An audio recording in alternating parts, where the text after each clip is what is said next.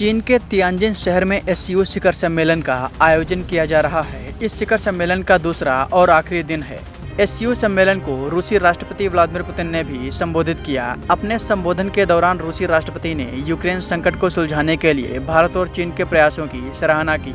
उन्होंने कहा कि वह अमेरिकी राष्ट्रपति डोनाल्ड ट्रंप के साथ अपनी अलास्का बैठक के विवरण द्विपक्षीय बैठक के दौरान नेताओं को बताएंगे। इसके साथ ही रूस के रुख को दोहराते हुए राष्ट्रपति पुतिन ने कहा कि यूक्रेन में संकट आक्रमण के परिणाम स्वरूप नहीं, बल्कि यूक्रेन के पश्चिमी सहयोगियों द्वारा समर्थित कीव में तख्तापलट के परिणाम स्वरूप उत्पन्न हुआ है। उन्होंने दावा किया कि अमेरिकी राष्ट्रपति डोनाल्ड ट्रंप के साथ अलास्का शिखर सम्मेलन में हुई सहमति ने यूक्रेन में शांति का मार्ग प्रशस्त किया है।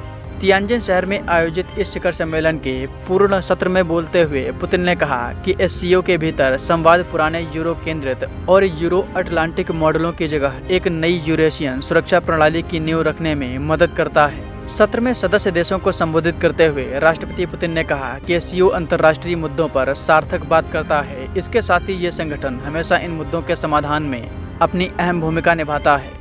पुतिन ने कहा कि एससीओ देशों के बीच व्यापार के आपसी समझौतों में राष्ट्रीय मुद्राओं का व्यापक रूप से उपयोग किया जा रहा है। एससीओ के भीतर सहयोग के विकास की गति प्रभावशाली है। इन सबसे पहले चीन के राष्ट्रपति शी जिनपिंग ने सोमवार को एससीओ के राष्ट्राध्यक्षों की परिषद की 25वीं बैठक को संबोधित करते हुए शंघाई सहयोग संगठन से निष्पक्षता और न्याय बनाए रखने का आह्वान किया था।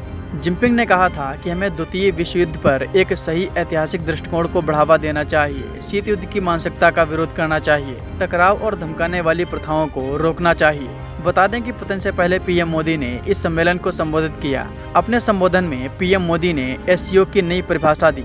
उन्होंने कहा कि भारत ने एससीओ के सदस्य के रूप में बहुत सकारात्मक भूमिका निभाई है।